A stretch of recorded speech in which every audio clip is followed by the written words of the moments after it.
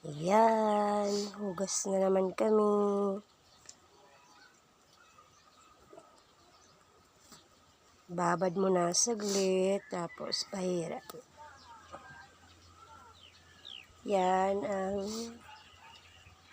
ginagamot namin. Herbal lang po. Hindi pwedeng laging binibiling gamot. Yan.